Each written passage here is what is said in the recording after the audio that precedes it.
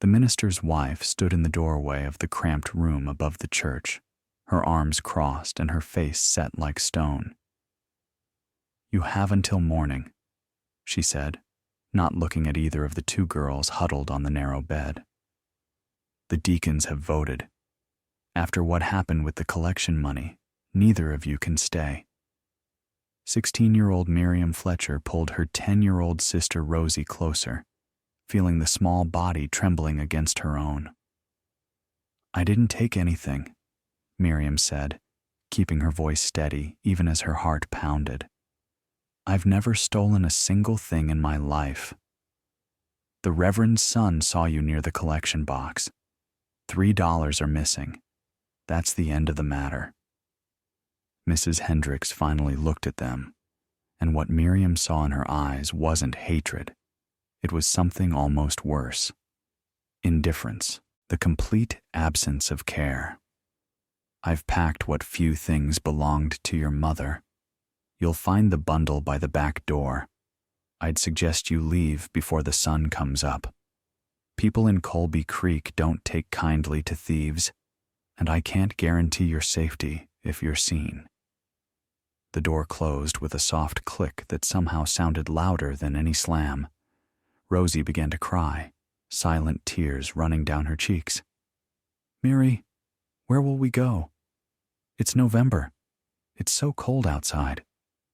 Miriam stared at the closed door, her mind racing through options that all led nowhere.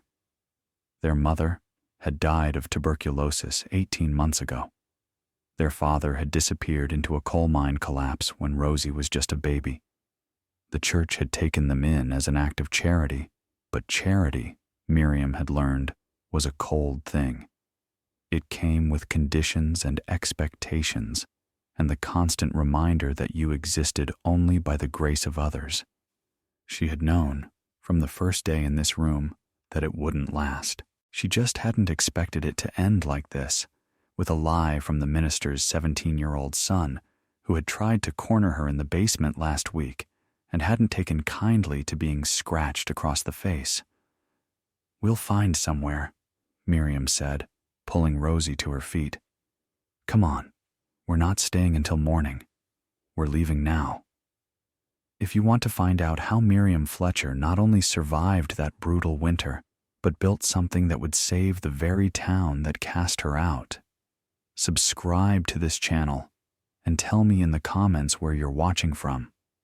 Because what this 16-year-old girl created from nothing but determination and desperate love for her sister would become legendary throughout the entire Appalachian region. A story that farmers and botanists would still be talking about 50 years later. To understand what made Miriam different, what gave her the tools to survive what came next, you have to understand what she had lost. Eleanor Fletcher had been a teacher before she married, and she never stopped teaching. Even in the cramped company house near the coal mine, even after Thomas Fletcher died, and they had to move into an even smaller room in a boarding house, Eleanor surrounded her daughters with books. She traded mending work for volumes from the town library's discard pile. She taught Miriam to read before she was 4 and encouraged her to ask questions about everything. "Never let anyone tell you that you're too curious," Eleanor would say, her thin fingers brushing Miriam's hair back from her forehead. Curiosity is just another word for paying attention to the world. The people who tell you to stop asking questions are usually the ones who are afraid of the answers. Miriam had inherited her mother's love of learning, but also something else, a practical bent that turned knowledge into action. When she read about how plants grew, she started a small garden behind the boarding house. When she found a torn agricultural pamphlet about extending growing seasons, she built a crude cold frame from old windows and grew lettuce into December. The other children in Colby Creek thought she was strange. She'd rather read than play. She asked the grocer questions about where vegetables came from in winter. She spent hours watching the old mountain women who sold herbs and remedies at the weekly market, learning their secrets of preservation and storage. "That girl's head is too full of ideas," she once overheard Mrs. Hendricks telling the minister. "She needs to learn her place. Orphan girls don't get to have ambitions." But Miriam couldn't stop her mind from working any more than she could stop her heart from beating. And she couldn't stop feeling responsible for Rosie, sweet Rosie, who had their mother's gentle nature and their father's dark, curling hair, who still believed in the goodness of people despite everything they'd been through. Now, in the dark of a November night in 1934, Miriam led her sister out the back door of the church, grabbed the small bundle of their mother's things, and walked into the mountains with no destination and no plan. They had only the clothes on their backs, 2 thin blankets, a small bundle containing their mother's Bible and a few photographs, and $3, the exact sum Miriam had been accused of stealing, which she had earned over the past year doing mending work and had hidden in the lining of her coat against the day she'd known would eventually come. The November wind cut through their wool coats as they climbed the path away from town. Rosie stumbled with exhaustion, and Miriam picked her up, carrying her sister on her back despite her own tired legs. She had no idea where they were going. She knew only that they had to find shelter before the temperature dropped further. They walked for hours through the darkness, following deer trails and logging roads, putting distance between themselves and Colby Creek. As dawn began to gray the sky, they came over a ridge and looked down into a narrow hollow that Miriam had never seen before. At the bottom of the hollow, half hidden by overgrown brush, was a cabin. Behind it, built into the hillside itself, was something that made Miriam stop and stare. A door. Set right into the slope of the mountain, framed with old timbers, a door led into the earth itself. "What is that place?" Rosie whispered. Miriam didn't know, but as the first rays of sunlight touched the hollow, illuminating a creek that still ran despite the cold, and revealing the bones of old garden terraces climbing the southern slope, she felt something she hadn't felt in 18 months. Hope. The cabin was abandoned, but not ruined. The roof was sound, and though the windows were broken, someone had nailed boards over them from the inside. Inside, they found a cast-iron stove, a bedstead with a bare mattress, a table, and shelves lined with empty mason jars. But it was the door in the hillside that drew Miriam back out into the cold. She had to force it open.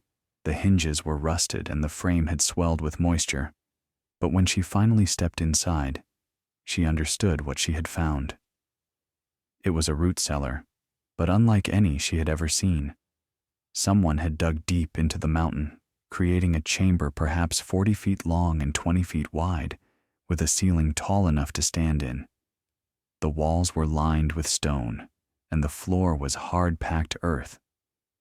But the most remarkable feature was at the far end, a series of shafts, angled upward through the rock, that let in pale daylight from openings somewhere above.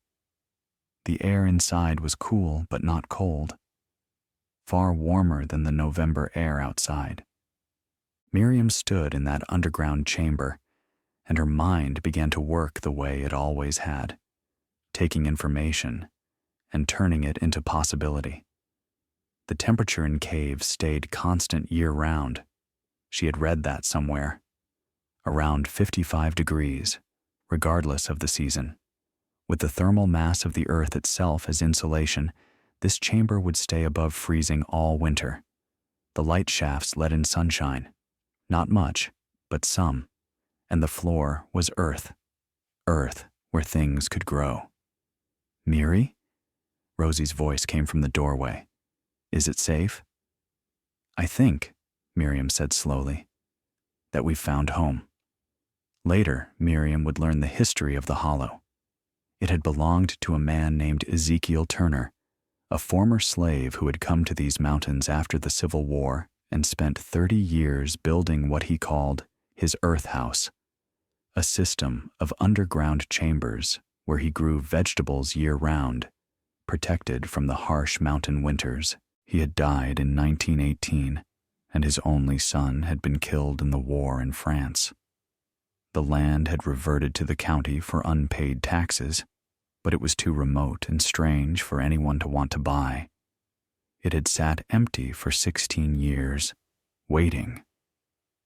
Waiting, Miriam sometimes thought, for them. But that first winter, she knew none of this. She knew only that she had 2 months until the worst of winter arrived, a little sister to keep alive, and a space that might, just might, give them a chance. The first weeks were brutal. They had almost no food. Miriam left Rosie in the cabin and foraged through the mountains, finding the last of the fall nuts, the few apples still clinging to abandoned orchard trees, the roots and dried berries that the old mountain women had taught her to recognize. She set snares the way she'd once read about in a library book, and cried the first time she actually caught a rabbit, then made herself skin and cook it anyway because Rosie needed to eat. The cold was relentless. They burned fallen wood in the stove, sleeping together under both blankets with their mother's coat spread over them. On the worst night, when the temperature dropped below zero and the fire couldn't keep up, Miriam moved them into the underground chamber, where the earth itself kept the air above freezing. That night, huddled in the dark of the earth house, with Rosie sleeping against her shoulder, Miriam made a decision. She was going to do more than survive. She was going to build something. Something that would never leave her and Rosie dependent on the charity of people who could throw them out into the cold on the word of a lie. She was going to make the underground chamber into a farm. It started with a single experiment. Miriam had found, among Ezekiel Turner's abandoned possessions, a collection of glass jars containing seeds. Most were too old to germinate, but some, the ones stored in the coolest, driest corner, still had life in them. She planted lettuce seeds in a box of soil placed directly beneath one of the light shafts. Within a week, pale green sprouts emerged from the earth. Growing underground was different from anything Miriam had learned about. The light was limited, so she had to maximize what came through the shafts. She used pieces of broken mirror that she found in the cabin to redirect sunlight deeper into the chamber. She discovered that white-painted walls, she made whitewash from limestone she found near the creek, reflected light and brightened the space considerably. The temperature was stable, but the earth dried out faster than she expected. She carried water from the creek in an endless series of trips until she figured out how to dig a channel that brought water directly into the chamber with a simple wooden gate to control the flow. The limited light meant slow growth, but it also meant she could grow things that would bolt and turn bitter in summer sun. Her lettuce was the sweetest she had ever tasted. The spinach grew thick and dark green. The kale started from a few precious seeds she had brought from her old cold frame in Colby Creek, seemed to thrive in the cool, dim conditions. By December, she and Rosie were eating fresh greens every day while snow piled up outside. But vegetables alone wouldn't sustain them through the winter. They needed protein, fat, carbohydrates. Miriam expanded her snare lines, smoking and drying the meat over the stove. She traded a few handfuls of her precious winter greens to a suspicious mountain farmer named Silas Cobb for cornmeal and dried beans. She found that the underground chamber was perfect for storing root vegetables. The few potatoes and carrots she had managed to scavenge lasted far longer in the stable temperature than they would have in the cabin. Rosie, initially frightened by their circumstances, began to transform. She appointed herself keeper of the seedlings, talking to them as they grew, naming each plant. She caught on quickly to the routines of their strange underground world, and her laughter began to return. "Miri, she said one evening, as they sat in the earth house surrounded by the green of growing things while wind howled outside. I think Mama would like this place. Miriam's throat tightened. I think she would too. It was Silas Cobb who changed everything. The old farmer had been watching Miriam with increasing curiosity every time she came to trade. In January, when she brought him a basket of fresh spinach that should have been impossible in the dead of winter, he finally asked how she was doing it. Miriam hesitated. She had learned, in her 16 years, that showing people what made you different usually led to rejection. But Silas had never looked at her the way the people in Colby Creek had. He looked at her the way her mother had, like someone worth paying attention to. She brought him to the hollow. Silas walked through the underground chamber in silence, examining the light shafts, the irrigation channel, the rows of growing vegetables. He asked questions about temperature and moisture and light levels, and Miriam answered them all, surprised by how much she had learned through trial and error. When they emerged back into the winter sunlight, the old man took off his hat and ran a hand through his gray hair. "Girl," he said, "do you know what you've got here?" Miriam shook her head. "You've got a way to grow food all winter long. In these mountains, where half the children are hungry by February, you've figured out how to have fresh vegetables when there's 3 feet of snow on the ground." He looked at her with something like wonder. "My wife has been poorly. The doctor says she needs fresh food, green food, but there isn't any. Not in winter, not for 100 miles. He paused. "Can you grow enough to share?" Miriam thought about the people of Colby Creek who had cast her out. She thought about Mrs. Hendricks's indifferent face and the minister's son's lie. She thought about all the reasons she had to keep this secret, to protect herself and Rosie, and let the rest of the world fend for itself. But she also thought about her mother, who had never turned anyone away from their door, no matter how little they had.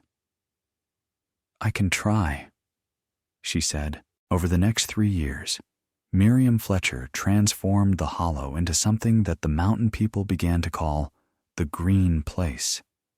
She expanded the underground chamber, digging deeper into the hillside with help from Silas and other farmers who came to learn her methods. She created separate rooms for different crops, cool ones for lettuce and spinach, warmer ones closer to the light shafts for tomatoes and peppers that she started in late winter and transplanted outside when spring came. She experimented with reflectors and light wells, with thermal mass and insulation, with varieties of seeds that tolerated low light conditions. She kept detailed notebooks, recording what worked and what didn't, creating a manual for underground growing that would eventually be copied and shared throughout the Appalachian region. The terraces on the southern slope, which Ezekiel Turner had built 60 years before, came back to life under her care. She grew beans and corn and squash in the summer, preserving everything she couldn't sell or trade, building a store of food that would have seemed like unimaginable wealth to the hungry girl who had walked into this hollow with her sister on her back. People came from neighboring hollows and towns, initially skeptical, leaving as converts. Miriam taught them freely, sharing everything she had learned. She asked only that they share in turn, creating a network of underground gardens throughout the mountains, each one adapted to its own particular conditions. Rosie grew tall and strong, her earlier frailty forgotten. She attended the small school in the nearest town, Millbrook, 3 miles away, where the teacher recognized her quick mind and encouraged her studies. She came home every afternoon to work beside her sister in the earth house, and every evening they read together by lamplight, continuing the education their mother had begun. Silas Cobb's wife recovered, thanks in part to the fresh vegetables that Miriam provided all through that first winter. Silas became a constant presence in their lives, teaching Miriam the mountain skills she didn't know: how to read weather in the clouds, how to predict frosts, how to work with the land instead of against it. When he died in the spring of 1938, he left Miriam his tools and his books, including an agricultural manual from 1905 that contained ideas she had never encountered, which she immediately began to adapt for her underground operation.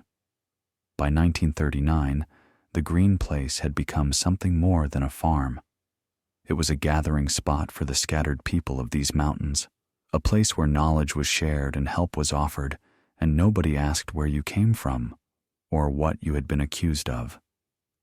And then came the winter of 1940. The old-timers would talk about it for the rest of their lives. The winter that started in October and didn't let up until April. The winter that killed livestock and collapsed barns and trapped entire communities under snow for weeks at a time. The first blizzard hit before Halloween, dumping 3 feet of snow on mountains that usually didn't see serious accumulation until December. The second came 2 weeks later, adding another 2 feet. By Christmas, the roads were impassable, the trains had stopped running, and the people of these mountains were facing the very real possibility of starvation.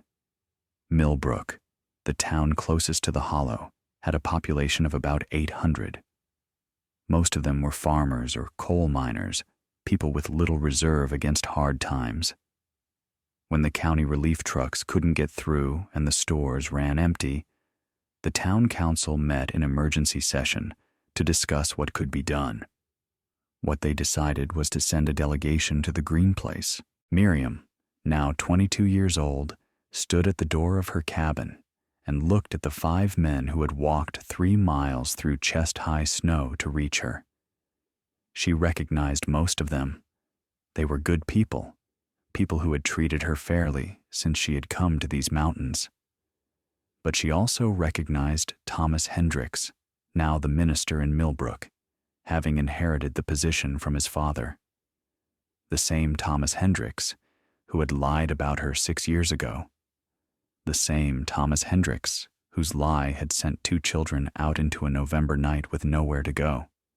He was 30 years old now, married, with children of his own. His face was gaunt from the hard winter, and he wouldn't meet her eyes. "Miss Fletcher," said Dr. Howard, the oldest member of the group, "we've come to ask for your help. The children are hungry. The old folks are hungry. We've heard, well, everyone's heard, what you can do with that underground garden of yours. We're not asking for charity. We'll work for it, pay for it however we can. But we're desperate." Miriam looked at Thomas Hendricks. He still wouldn't look at her. "Why did you bring him?" she asked, keeping her voice neutral. Dr. Howard glanced uncomfortably at Hendricks. "He's the minister. We thought—" "I know what you thought." Miriam was quiet for a moment, feeling the weight of 6 years of buried anger, the old wound that had never quite healed. She thought about Rosie's silent tears in that cold room above the church. She thought about the dark, terrifying walk into the mountains, not knowing if they would survive the night. She thought about her mother, who had never turned anyone away. "Come inside," Miriam said. "Warm up. Then I'll show you what we have." What they found in the underground chambers astonished them. Room after room of growing vegetables, lettuce and spinach and kale, cabbages and root vegetables stored in earth-covered bins, jars of preserved tomatoes and beans lining the walls.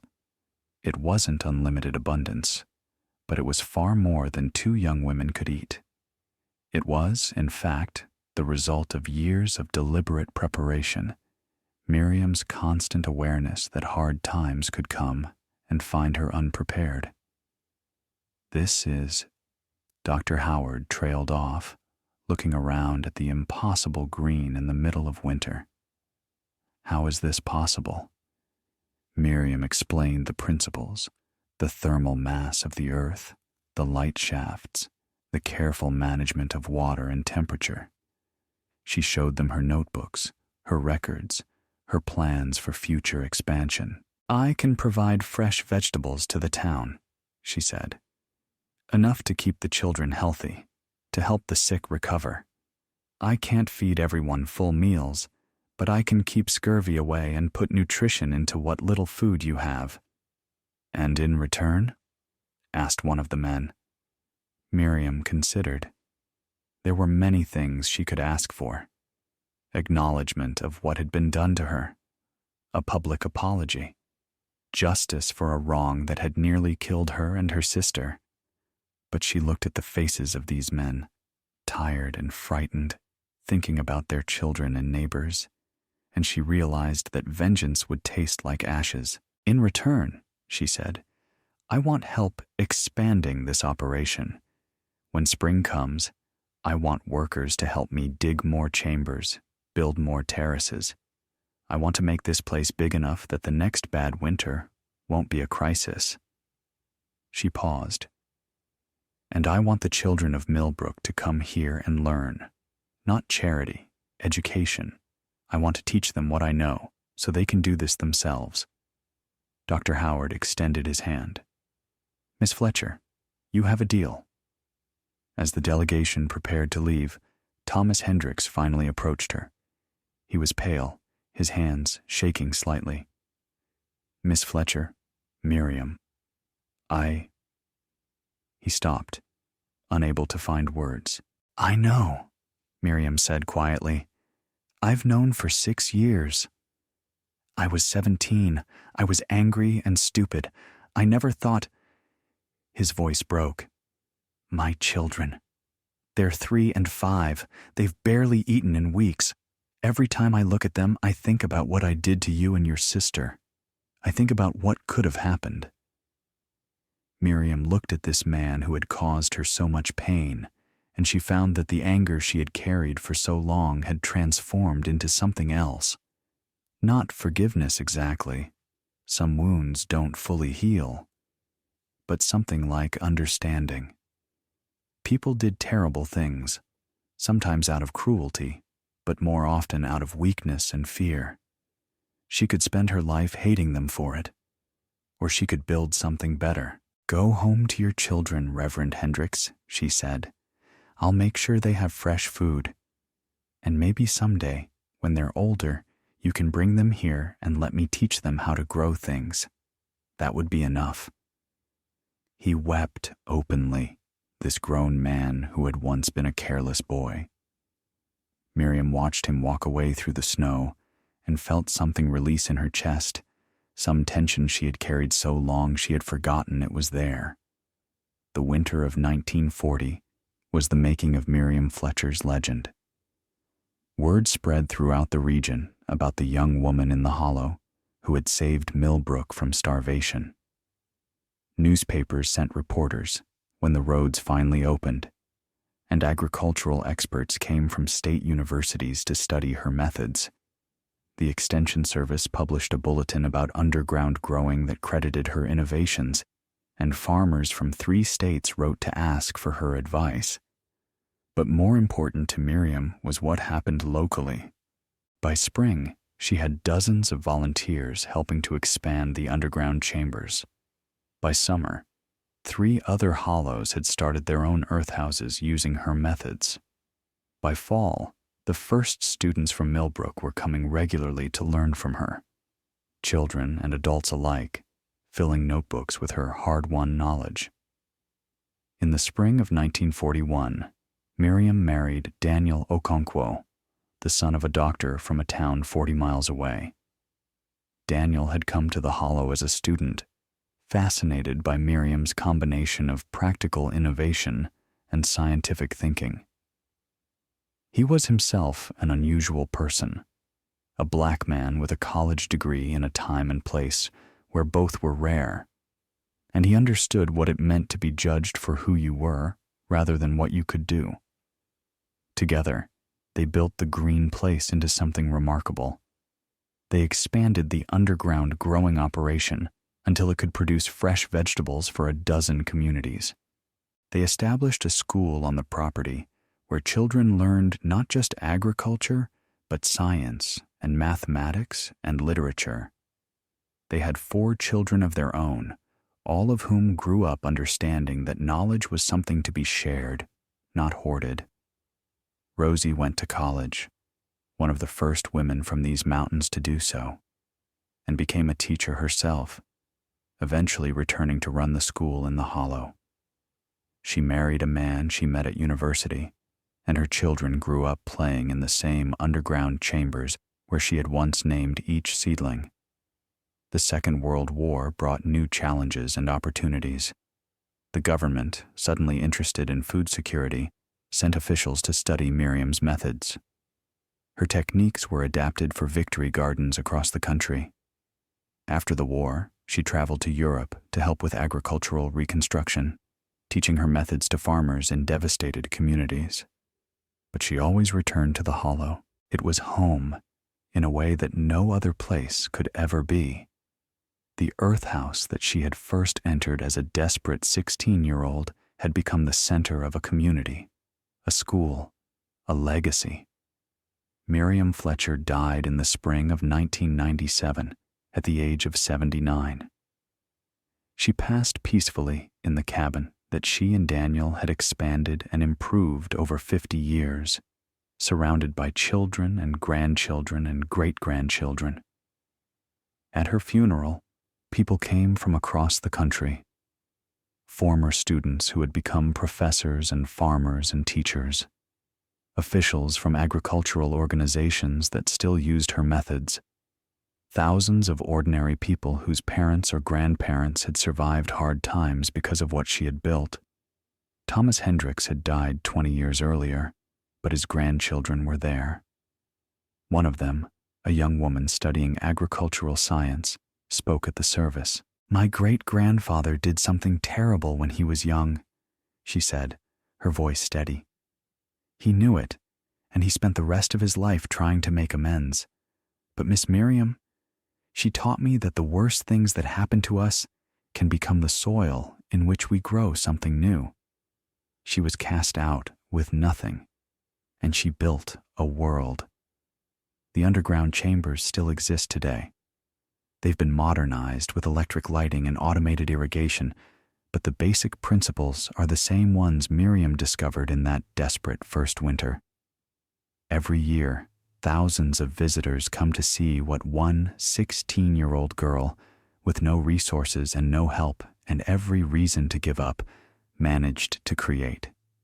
And every year, the school in the hollow graduates new students who go out into the world carrying Miriam's knowledge with them, ready to transform barren earth into abundance.